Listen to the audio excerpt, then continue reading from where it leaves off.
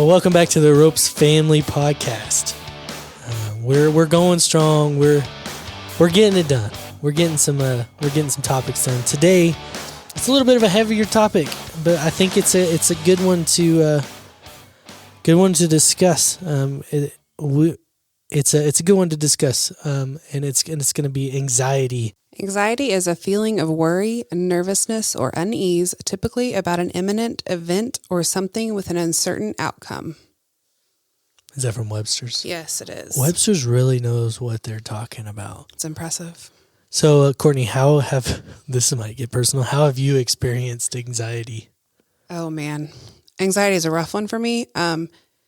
As a high school student, it was more about fitting in and being cool and being anxious about, going to school and having friends or having a group to fit in with. And then as an adult, my friends laugh at me all the time because I'm always anxious somebody's going to get sick. Mm-hmm. My kids breathe. I'm like, hey, you can get sick? You feel bad? Do you have a fever?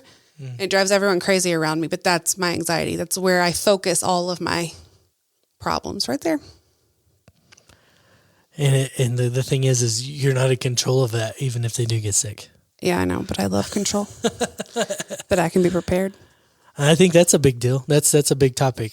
It's control. Mm-hmm. Humans, we like to control things. We like to be in control of the things that affect us, right? And when we're not in control, then that causes some worry, some anxiousness, some stress or things like that, mm-hmm. that could, make it pretty tough on people around us when we're that way, right? Yes.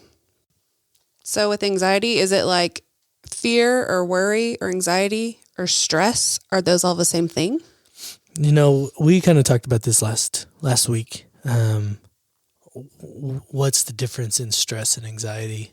In what were the other, fear and worry? I think they're all very similar. For me, I've discovered that the anxiety that I feel is really stress centered. What I've got, I get really anxious when we buy houses. Well, I'm not saying we buy a lot of houses, but we've bought and sold one house, or whatever. We've bought two houses, and both times doing that, I was completely nervous, completely stressed out, completely anxious about every little thing. I would be checking my phone to make sure, if I got an email from title company or the bank or everything, because there's so many things that can fall through that I'm not in control of, that these other people they don't really care about little old me, right, that are handling all of this stuff, and I don't have my hand in it. Mm-hmm. And so there's all that stuff that I got really nervous about. And so my anxiety was a lot about stress in those points. But I've also experienced anxiety just out of pure thoughts in my brain. Oh, yeah. Like making up things, worrying about things in my brain. And it's my brain playing tricks on me, or mm-hmm. saying, just making up fake outcomes, or mm-hmm. creating stories about myself and who I am in my head. Mm-hmm. And making that a reality in my brain, to where I'm so nervous about it, I'm so anxious that I can't function normally. And so it begins to take over, Have you had any experiences like that? Oh, yes. I'm very good at replaying things that I did during the day and being like, oh, you handled that. That was ridiculous. I cannot believe you handled it that way. That was so awkward. I'm really good at awkward. And then I'll think about it for days. I'm like, if I don't tell them, I didn't actually mean it the way it came out, but I said it, then I'm going to freak out about this forever. Mm-hmm. And so I have to go back and tell the person, I didn't mean when I said whatever, I said it wrong. And if I don't. And they're like, oh yeah, I know what you were talking about the whole time. You said what? I'm like, well, when I said, and they're like, oh, okay, I didn't take it that way. Cool. I've been losing my mind for 3 days, but I've been so worried about this conversation, and it's literally altered my entire life for the last 3 days. That's what I do all the time. I guess one of my biggest fears is leaving my kids, dying and leaving my kids to be raised by their dad. I love their dad, but sorry, Ben. But just not having a mom, I know, but not having a mom, that sends me overboard. And I start thinking about ridiculous situations, or even just going on our mission trip. I told Ben yesterday, I was like, 10 days is a long time for something to happen. And he was like, you did this last year and you were gone for almost 10. It's fine. And I'm like, but you can't get remarried if I die, right? You just stay single? He's like, yeah. Okay, fine. So that's one of those ridiculous fears I have, is dying and leaving my kids. Right. Well, I've been alive for almost 32 years, and I haven't died yet, so that's a lot of days where I didn't die. Yeah. I know that's probably not a great way to look at it. But I need to focus more on that. I've almost been alive for 36 years, and I need to focus there. Yeah. There's a lot of bad things that could have happened in those 32 years, but I've done some stupid stuff. Yeah. But that brings me to the point in Philippians 4, verse 6, it says, "Do not be anxious about anything, but in every situation by prayer and petition with thanksgiving, present your requests to God." And so what is us being anxious about things changed? What has it changed? Like we've worried about things we've said. Oh, yeah. Does us worrying about it change it? No. No, like you went and talked to the person and they're like, I didn't even take it that way. Yeah. Right? I mean, I guess a few times they've been like, oh, okay, now I see how you meant it. But most of the time they didn't give it a second thought. Yeah, of course, there's some things like, oh yeah, we probably should have worried about how we said things. Mm-hmm. And that's conviction at that point, like God saying, hey, yeah, you probably didn't say that quite right. You might need to go clarify. Mm-hmm. But there's also things like we can worry things to death, right?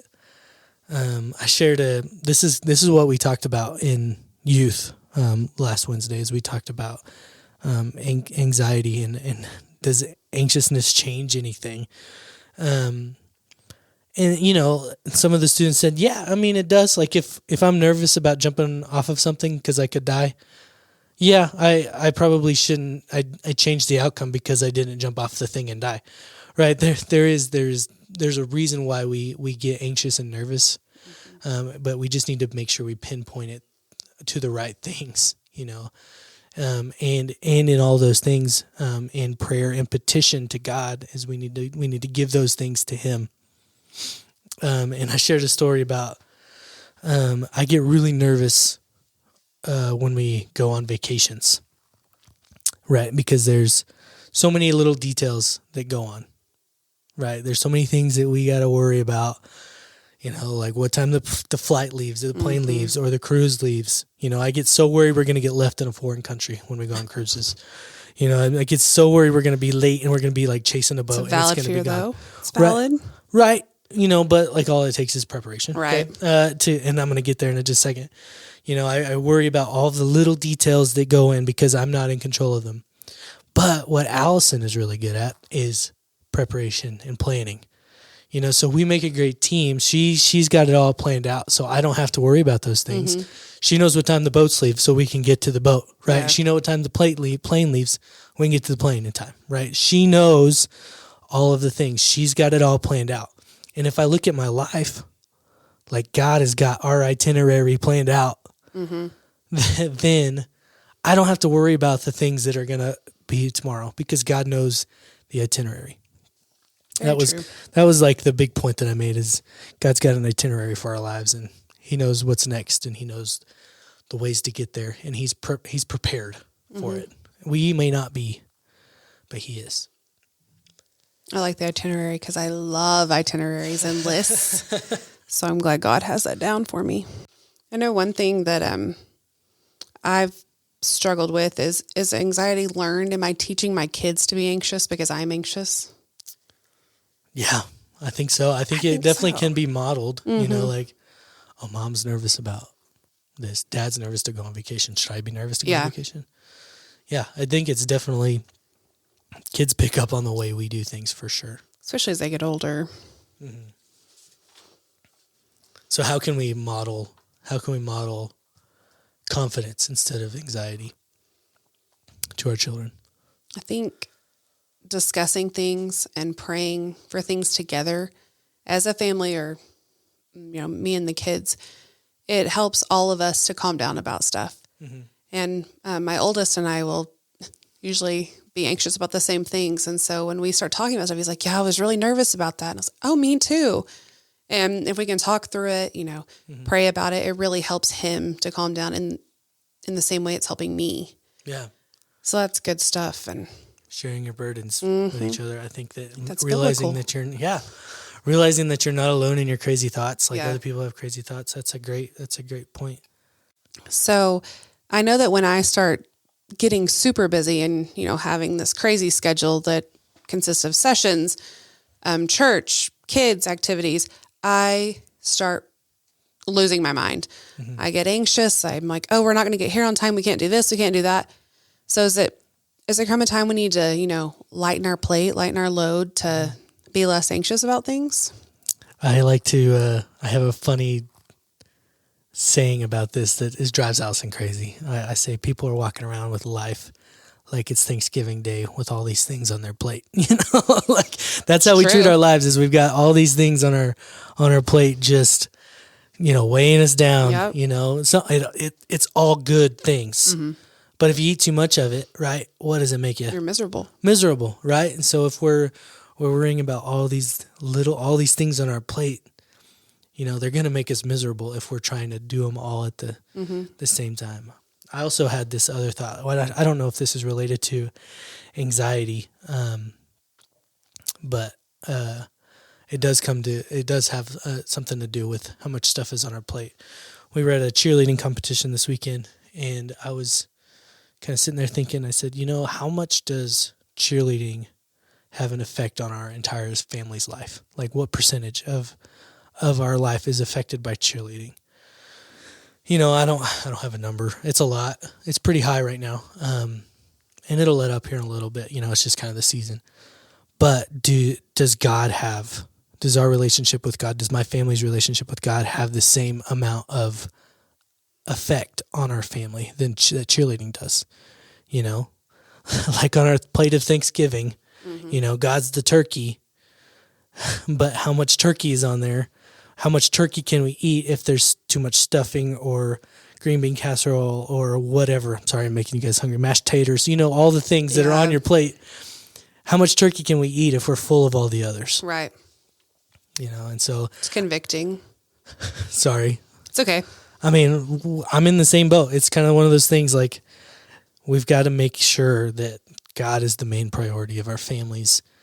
But I really like the point you brought, like, of course we're going to be anxious if we're worrying about all these other things. We're not letting God control all of the other things. And another point about Thanksgiving is it says in that verse, by prayer and petition with thanksgiving, present your requests known to God. And it's hard to be thankful for when we're in those anxious moments, right? Mm-hmm. Like we got to be thankful for the plate that we have. Yeah. Right. It's hard to be thankful for all the burdens that we share, but in James chapter 1, verse 2, it says, "Consider it pure joy, my brothers and sisters, whenever you face trials of many kinds, because you know that the testing of your faith produces perseverance." So the more your faith is tested, the stronger you get. Like God is strengthening you by the trials you face, but He's also there to help you out of the trials as well. In Matthew 6:27, it says, "Can any one of you, by worrying, add a single hour to your life?" And I love that verse because as I'm sitting and panicking about things, I'm like, no, I'm taking hours away from my life with high blood pressure.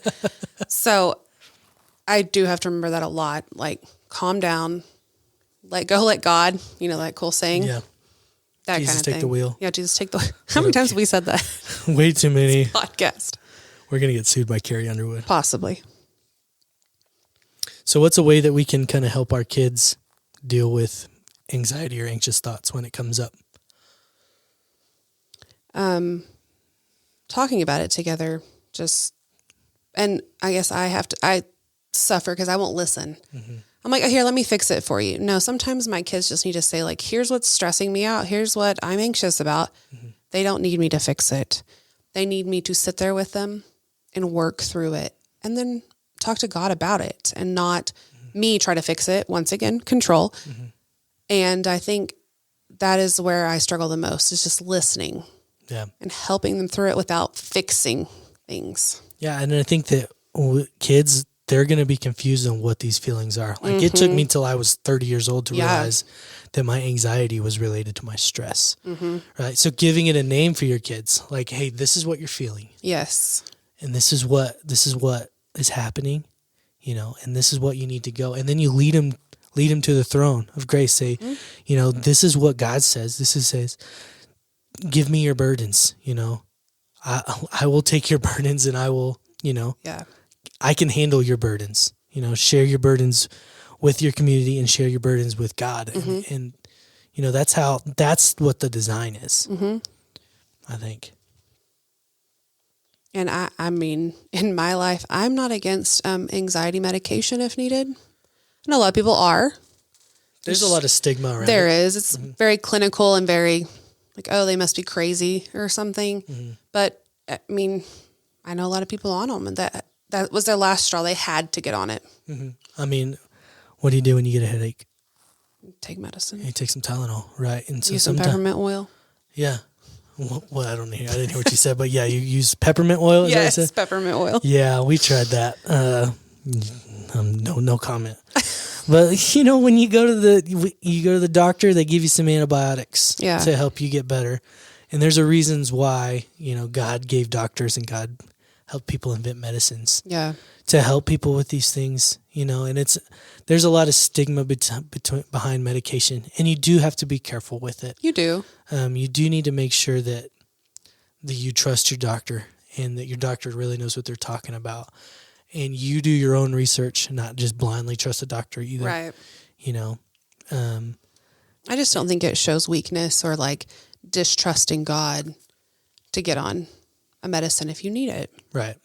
I've been on anxiety medication before, and I'm not on it anymore because it's kind of an as needed thing. And so, and I used the time when I was on medication to kind of train my body and my brain and remind myself to give these burdens to God. I used that time when I was on it to point myself in the right direction, to kind of recenter myself. Sometimes we need medication to get us going in the right direction. Right. And so the challenge that I gave my students when we talked about this last Wednesday is I said, when you begin to feel anxious, because you will, when you begin to feel anxious, talk to God about it.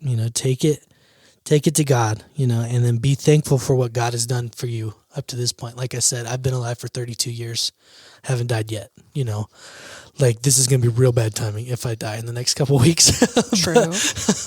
Like, I've been alive for 32 years. God has had it under control for these last 32 years, and he's going to have it in control for the way after me or whenever, Be thankful for what God has done and what God will do, because he's strong enough and he's big enough to handle it. God sees the end of our stress and our worries. God sees the end of our situation.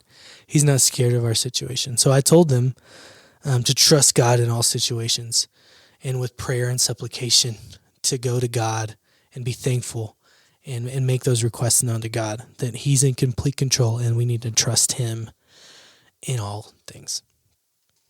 Laying your burdens at his feet and not carrying them around with you. Amen, sister. All right, that's all we got this week.